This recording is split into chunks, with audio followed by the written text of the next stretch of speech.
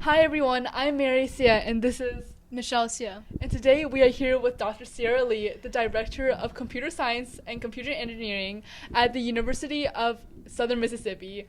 Dr. Lee, we are so honored to have you here today. Well, thank you. I appreciate you wanting to talk to me. Yes. So could you please tell us a little bit about how you got started and what inspired you to go into STEM? Well, I always liked math and science when I was in high school, and I started out in college as a pre-veterinary medicine major. And I took a computing class, just an introduction to computing, and I really, really liked it. I like problem solving, so I decided to switch my major to computing. So that's how I got started on that pathway. I loved being a computer programmer when I worked in the field and worked as a programmer. And then when I was in school and did programming, I loved doing that. But I also like people. So when I worked in industry, I had jobs that were programming in nature or database design type of roles. I always liked and preferred roles where I could interact more with people. Yeah. Computing has changed some over the last couple of decades where even when you're a computer programmer, you're not working in a very isolated way anymore. You have to interact with the team because systems are more complex. So I feel like you and I are so similar actually because I like computer science, but I also love talking to people and like the business part of it. So I didn't want like computer science to be just sitting there and coding, which is like the stereotype of what computer science is. It is, but you know, there are a lot of other jobs that you can do in addition to coding. You can do system design, you can do software requirements. You can be the person who goes out and meets with the customer or the business or whatever environment you're working with, and then helps to translate those needs back to the people who are writing the code.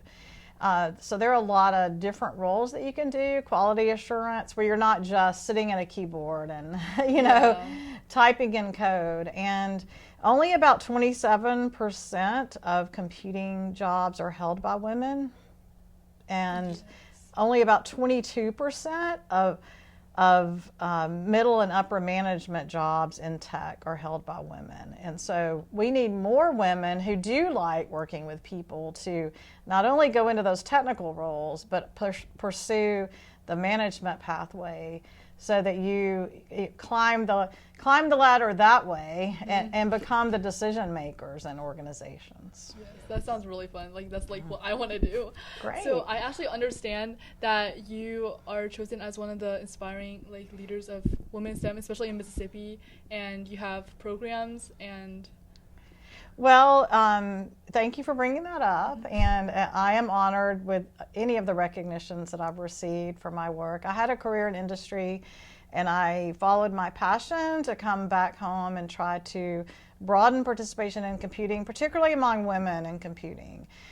Computing jobs pay higher than the average of all other occupations, and it can be life-changing for a lot of people in Mississippi to be in those higher wage jobs.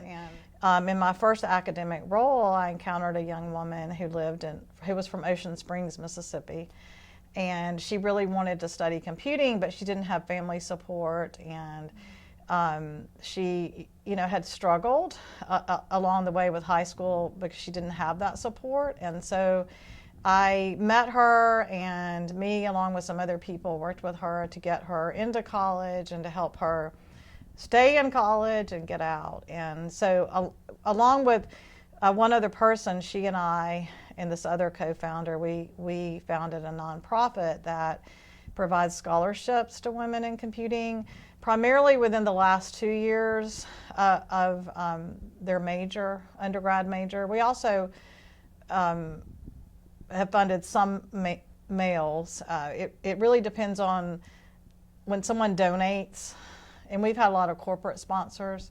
Sometimes they say this is for women or this is for women of color. So those are the recipients that we have to target. But a lot of times students get into school and they encounter financial obstacles they didn't realize they would encounter. And if you don't have parents who can help you, who are willing to help you or able to help you, then a lot of times we lose women in computing majors. We lose students in general because of those challenges, but we want to help. If you've made it to where you only are 2 years away from your degree, we want you to stay in and finish it so that you can go out and become those leaders that we were just talking about. So we do have this program called the Mississippi Aspirations and Computing, and the applications are usually open up in the fall. There's a national nonprofit called the National Center for Women in Information Technology, and they have a program at the national level, but we run the state affiliate of that. And so we just bring the students in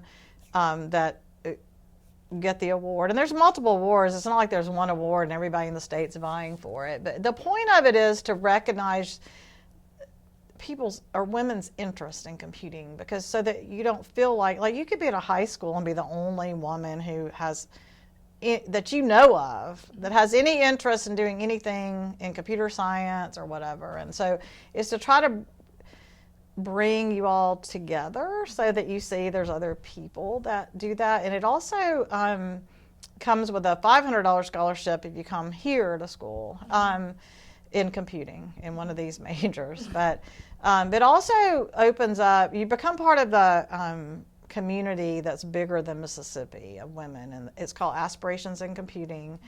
And I've had the woman that I mentioned that was from Ocean Springs, that's how I met her. She had applied to that program, and she was actually a national runner-up and a Mississippi winner. She got to go to the White House. I mean, she's gotten so many opportunities from it. So it's just something you can put on your resume too, and Yeah, we have cybersecurity summer camps, and so you're welcome to apply to those too. I think I have the application on my website. What does that do? It's a week, it's residential, and it's sponsored by the National Security Agency. They give us the funding to do it. So how do you believe women in STEM can make a positive impact in the whole research and innovation?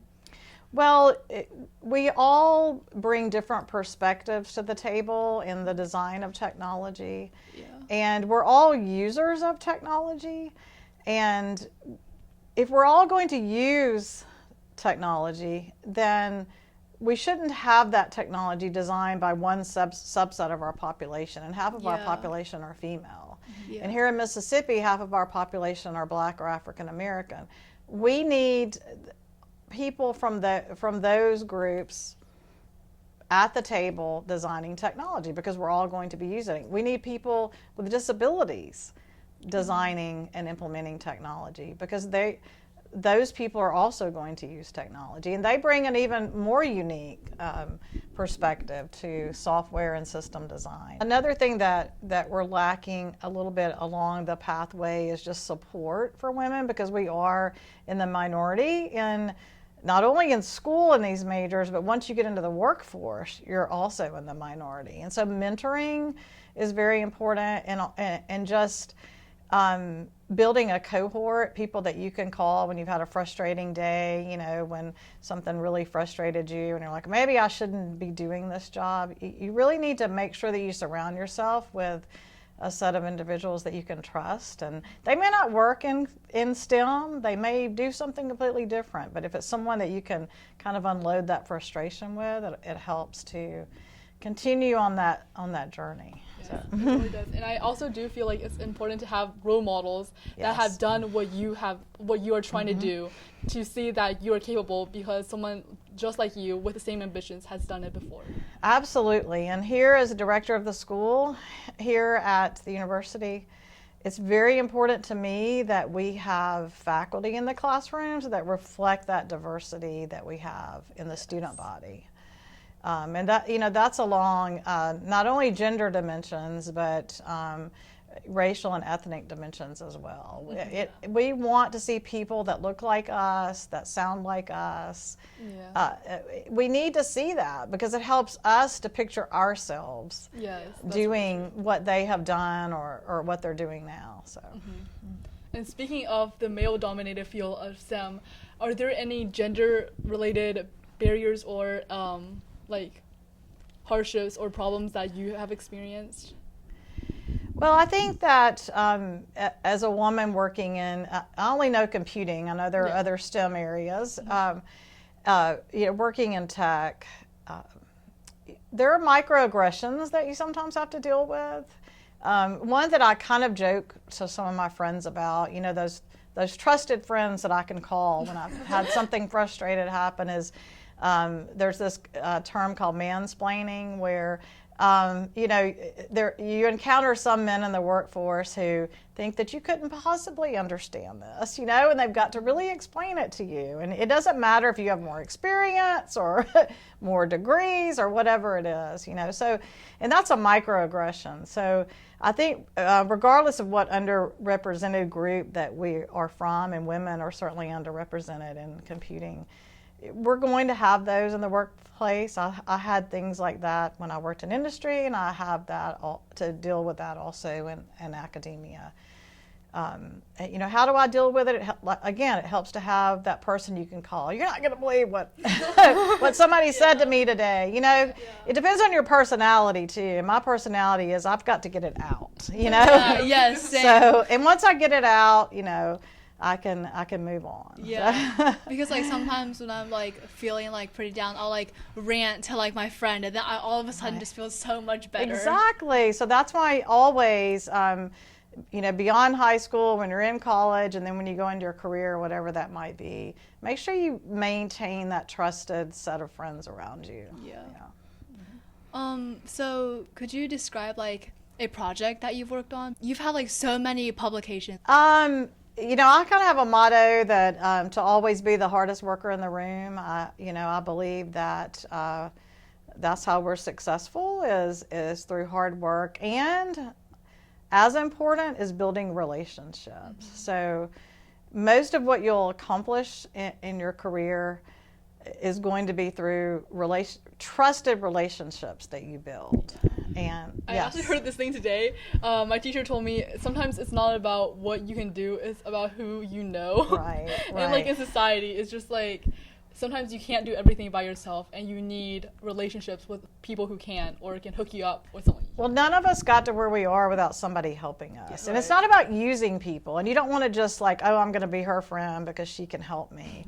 It's sincere relationships built on trust. Mm-hmm. So, and the way that you earn trust is helping other people. So I do what I can to try to help others be successful. And there's a song that I've heard before on the radio, and I think it's on a country station, but when you get where you're going, don't forget to turn back around. And I think that we have to do that as women. We have to reach back and illuminate the pathway for other women so that they can see what you've been able to accomplish and help show them how they can get there too.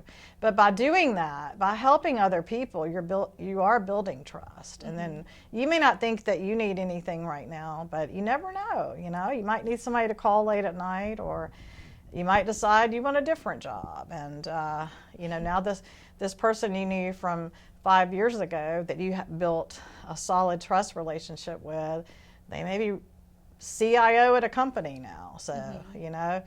Message them on LinkedIn. Hey, I'm looking for a job. You just never know. So it's so important to build relationships, but you don't want to build your career just on that. Mm-hmm. Always try to be the hardest worker in the room. Mm-hmm. That's a good model to have. So being such a successful female figure in the STEM field, what strategies do you use to encourage young females to go into coding and STEM? I think that regardless of what career path that you want, you're going to need to use computing at a minimum, and you're probably going to need to know how to use computing to solve problems, and that's computational thinking, and using being able to use technology to solve the problems in whatever area that you're in. So, we talk a lot about STEAM, but I think that where the world is going is that STEM is really going to be part of everything. Right. Because STEM has a T in it, which is tech, right? Mm-hmm. And you probably can't come up with some area, if I were to ask you, that technology is not used. Right.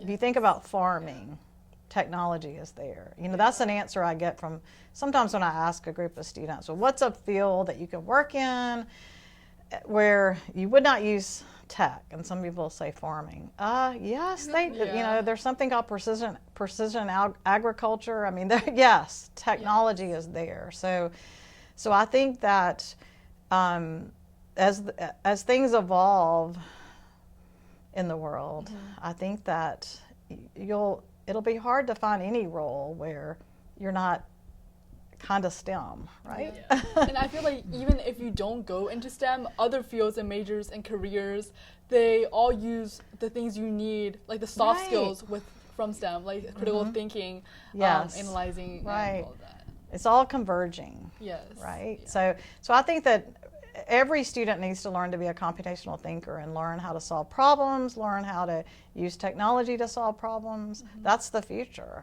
It is. Learn how to use artificial intelligence to solve problems. Right, because where our world is going right now, it's going towards that direction where in the future a lot of things could be AI or technology. Exactly.